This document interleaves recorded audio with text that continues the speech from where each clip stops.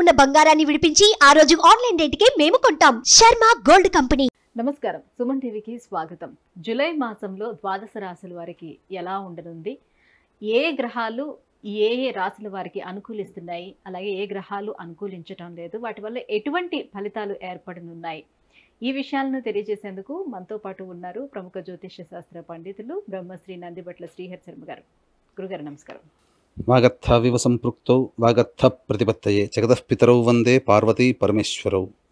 సదాశివసమారంభాం శంకరాచార్య మధ్యమాం అస్మదాచార్య పర్యంతం వందే గురుపరంపరాం. ఆదిత్యాయ చ సోమాయ మంగళాయ బుధాయ చ గురుశుక్ర శనిభ్యశ్చ రాహవే కేతవే నమః. గురుగారు, జూలై మాసంలో సింహరాశి వారికి ఎలా ఉండబోతుంది? నవగ్రహాల సంచారం వాళ్ళకి ఎలా ఉంది? సింహరాశి వారికి చూసుకున్నట్లయితే గ్రహాల యొక్క సంచారం ద్వితీయ స్థానంలో కేతువు, అలాగే అష్టమ స్థానంలో రాహువు, నవమ స్థానంలో కుజుడు సంచారం 12వ తారీఖు వరకు.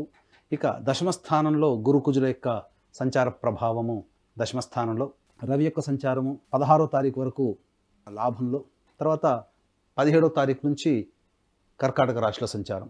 ఇక వెరసి చూసినట్లయితే షష్టమ స్థానంలో శని వక్రీకరించినటువంటి కారణం కొంత ప్రత్యేకమైనటువంటి ఫలితాలు ఉంటాయని చెప్పవచ్చు. విశేషించి చూసుకున్నట్లయితే ఏతావాత ఈ యొక్క సింహరాశిలో జన్మించినటువంటి వారికి పూర్వార్ధము కంటే ఉత్తరార్ధము కాస్త జాగ్రత్తలు పాటించాల్సినటువంటి పరిస్థితి. ఎందుకనంటే ప్రధానంగా ఈ యొక్క 12వ తారీఖు తర్వాత ఉన్నటువంటి రోజులన్నీ కూడా రవి వ్యయస్థానంలో సంచార ప్రభావము, గ్రహాల యొక్క అనుగ్రహం సరిగ్గా లేకపోవడం, ధనస్థానంలో కేతువు, అష్టమంలో రాహువు, అలాగే షష్టమ మందు సంబంధించి సప్తమ స్థానం ముందు శని వక్రీకరించి ఉండడం, ఈ కారణం చేత ప్రధానంగా ఈ యొక్క జూలై మాసంలో కొన్ని ప్రతికూలమైనటువంటి ఫలితాలు ఎక్కువగా ఉన్నాయి. కాబట్టి ఏది ఏమైనప్పటికీ కూడా 14వ తారీఖు లోపలనే మీ యొక్క కార్యాచరణ గనక మీరు అమలులో పెట్టుకున్నట్లయితే తప్పకుండా జూలై మాసంలో వచ్చేటువంటి ఇబ్బందులన్నీ కూడాను అధిగమించగలుగుతారు అని చెప్పవచ్చు. ఏ తర్వాత గమనించుకున్నట్లయితే ఏ ఏ రోజులలో ఈ యొక్క సింహరాశిలో జన్మించినటువంటి వారికి అనుకూలంగా ఉంటుంది, ముఖ్యంగా ప్రధానంగా 10వ తారీఖు 11వ తారీఖుల్లో ఆనందకరమైనటువంటి జీవితం గడుపుతారు. అనుకున్నటువంటి పనులు కొంత వెసులుబాటు జరుగుతుంది, అనగా పనులు చకచక మొదలవుతాయి. ఎప్పటి నుంచో రాని బాకీలు వసూలయ్యేటువంటి అవకాశాలు ఎక్కువగా ఉంటాయని చెప్పవచ్చు. ముఖ్యంగా 15, 16 తారీఖుల్లో బంధుమిత్రులతో సమాగము, స్నేహితులను కలవడము, నూతన వ్యక్తుల యొక్క పరిచయ ప్రభావము, విందులు వినోదాల్లో పాల్గొనేటువంటి అవకాశం ఎక్కువగా ఉంటుంది. ఇక 22, 23, 24, 25 తారీఖుల్లో మరియు 5, 6, 30, 31 తారీఖుల్లో విశేషించి ధన ప్రాప్తి కలుగుతుంది. వ్యాపార రంగంలో ఉన్నటువంటి వారికి ఊహించిన దానికంటే కూడా ఎక్కువగా ధనప్రాప్తి 22, 23, 24, 25, 5వ తారీఖు, 6వ తారీఖు, 30, 31 తారీఖుల్లో చక్కగా వ్యాపారాభివృద్ధి జరుగుతుంది. ఏదైనా కొత్త పనులు చేయాలనుకున్నప్పుడు ఈ యొక్క 22, 23, 24, 20 తారీఖులో కనుక మొదలు పెట్టుకుంటే మీకు ధన ప్రవాహం మొదలవుతుందని చెప్పవచ్చు. ఇక 3, 4 తారీఖుల్లో ప్రధానంగా వృత్తి ఉద్యోగాల్లో రాణింపు ఉంటుంది. ఉద్యోగాలు మారాలనుకునే వాళ్ళకి ఉద్యోగ సంబంధమైన విషయాల్లో చక్కటి శుభవార్త వింటారని చెప్పవచ్చు. ఉద్యోగ బదిలీలకు సంబంధించినటువంటి పనులన్నీ కూడాను ఈ 3, 4 తారీఖుల్లో మీకు కలలు సాకారం అవుతాయని చెప్పవచ్చు.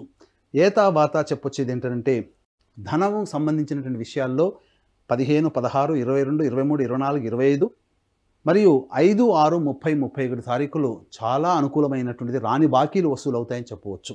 ఇక ప్రతికూలమైనటువంటి రోజులు మనం చూసుకున్నాం. ఈ ప్రతికూలమైనటువంటి రోజులు కనుక మనం చూసుకున్నట్లయితే ప్రధానంగా ధనపరమైనటువంటి నష్టం, మనోవ్యాకులత, కుటుంబ కలహాలు 13, 14 తారీఖుల్లో జరిగేటువంటి అవకాశాలు ఉంటాయి చెప్పవచ్చు.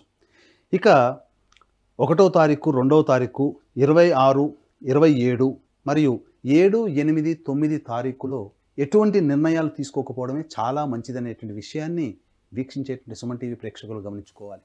7, 8, 9 తారీఖులు, 1, 2, 26, 27 తారీఖుల్లో ప్రశాంతత లేని జీవితాన్ని గడుపుతారు. ధనపరమైనటువంటి లావాదేవీలు ఏవైతే ఉంటాయో వాటిని వీలైనంత వరకు మీరు తప్పించుకోవడమే మంచిదని చెప్పవచ్చు. మీ దగ్గరకి అప్పు కోసమే వచ్చే వ్యక్తులు ఉంటారు, తద్వారా మీరు నష్టాన్ని పోతారు. డబ్బులు వసూలు కాలేకపోవడం, అధిక ధన వ్యయం అనేటువంటిది జరగడం, ఈ కారణం చేత ఈ చెప్పినటువంటి 1, 2, 26, 27, 7, 8, 9 తారీఖుల్లో ప్రశాంతమైన జీవితాన్ని కోల్పోతారని చెప్పవచ్చు. ఇక గమనించుకున్నట్లయితే 17, 18 తారీఖుల్లో తల్లిగారి ఆరోగ్యం పట్ల శ్రద్ధ వహించాల్సినటువంటి పరిస్థితి. ప్రధానంగా 19, 20, 21, 28, 29 తారీఖుల్లో సంతానపరమైనటువంటి విరోధాలు ఏర్పడేటువంటి అవకాశాలు ఉంటాయి. సంతానంతో వాగ్వివాదాలు జరుగుతాయి. కాబట్టి జాగ్రత్తలు పాటించండి. అలాగే సంతాన ప్రయత్నం కోసం చేసేటువంటి ప్రయత్నాలు ఏవైతే ఉంటాయో అవి 19, 20, 21, 28, 29 తారీఖులో ఉంటాయి. కాబట్టి వాయిదా వేసుకోవడమే మంచిదని గమనించుకోవాలి. ఏతావాత చెప్పొచ్చేది ఏంటంటే ఈ యొక్క సింహరాశిలో జన్మించినటువంటి వారికి పూర్వార్ధము చాలా ఉపయోగకరంగా ఉంటుంది. మరియు తర్వాత ఉత్తరార్ధము కొంత అనుకూలత ఉండదు. కాబట్టి శ్రమ కోర్చి పట్టుదలతో ఆత్మవిశ్వాసంతో ఇక తప్పదన్నట్టుగానే మీరు దైవం మీద భారం వేసి 12వ తారీఖు తర్వాత మీరు పనులు మొదలు పెట్టుకోండి. 14వ తారీఖు లోపల అనుకూలమైనటువంటి సమయం ఉంటుంది. అయితే ప్రతికూలమైనటువంటి సమయాలు మనం చెప్పి ఉన్నాం. అలాగే అనుకూలమైనటువంటి తారీఖులు కూడా మనం చెప్పి ఉన్నాం. కాబట్టి ఆ రోజుల్లో మీ యొక్క ప్రణాళికను కనుక రూపొందించుకుంటే చాలా మంచి శుభ ఫలితాలు పొందాలని చెప్పవచ్చు. వ్యాపార రంగంలో ఉన్నటువంటి వారికి ఈ యొక్క జూలై మాసం అంతా కూడా సాధారణంగా జరుగుతుంది. ఉద్యోగస్తులకి చెప్పినటువంటి తేదీల్లో మంచి పరిణామాలు చోటు చేసుకుంటాయి. విద్యార్థులకి ప్రత్యేకించి విద్యార్థులకి సంబంధించి చేయు ప్రయత్నాలన్నీ కూడాను కొంతవరకు కలిసి వస్తాయని చెప్పవచ్చు. అయితే ఏదేమైనప్పటికీ విదేశీయానం విదేశీ విద్యకు సంబంధించిన చేయు ప్రయత్నాలన్నీ కూడాను చాలా మటుకు లాభిస్తాయని చెప్పవచ్చు. వివాహ ప్రయత్నాలు ఈ జూలై మాసంలో కొంత ప్రతికూలమైనటువంటి నిర్ణయాలు వచ్చే అవకాశం ఉంటుంది. కాబట్టి జాగ్రత్తలు పాటించండి. ఏది ఏమైనప్పటికీ కూడా ఈ సింహరాశి వారికి ప్రధానంగా శని ప్రభావము రాశిని వీక్షించడం, వక్రీకరించినటువంటి కారణం చేత ఏ పని యందు ఆసక్తి లేకపోవడము, 1కి 2 సార్లు చేయాల్సినటువంటి పరిస్థితులే రావడం, తద్వారా వృధా కాలయాపన జరుగుతుంది ఈ జూలై మాసం అంతా.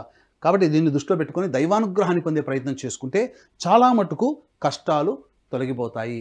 దీన్ని దృష్టిలో పెట్టుకుని దక్షిణ కైలాసంగా పిలువబడేటువంటి యొక్క శ్రీకాళహస్తి క్షేత్రములో ఈ నెల 21వ తారీఖు రోజున అనగా గురు పౌర్ణమి సందర్భంగా ప్రత్యేకించి విద్యార్థుల కోసం సరస్వతి దక్షిణామూర్తి హోమాలు మరియు వృషభ మిథున కర్కాటక సింహతుల వృశ్చిక మకర కుంభ మీన రాశుల్లో జన్మించినటువంటి వారికి శనిదోష పరిహారార్థమై శనీశ్వర హోమము, అఘోర పాశుపత మంత్ర హోమంతో పాటు ముఖ్యంగా రాహుకేతుల యొక్క పూజ, అలాగే వివాహము, ఉద్యోగము, దాంపత్యం, అనారోగ్య సమస్యల నివారణకి 18 రకాల హోమాదులు కేవలం 1500 రూపాయలకే మీ గోతనామాదులతో ఈ యొక్క కార్యక్రమం జరిపించడం జరుగుతుంది.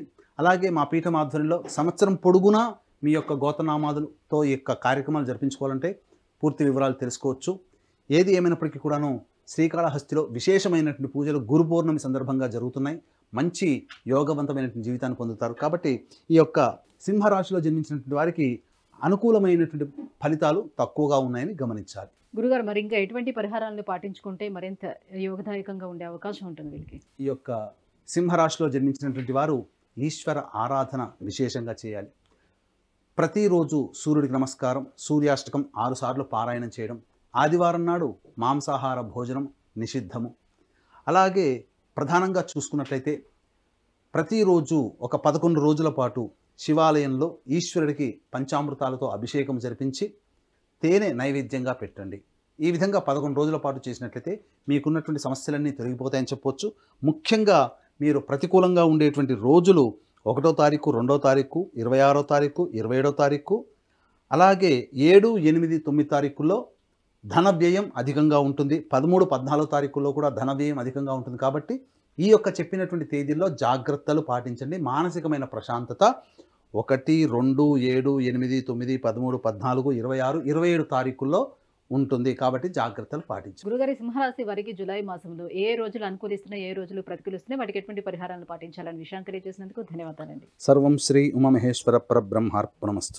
సుమన్ టీవీలో మీ పర్సనల్ అండ్ బిజినెస్ ప్రమోషన్స్ కోసం కింది నెంబర్కి కాంటాక్ట్ చేయండి.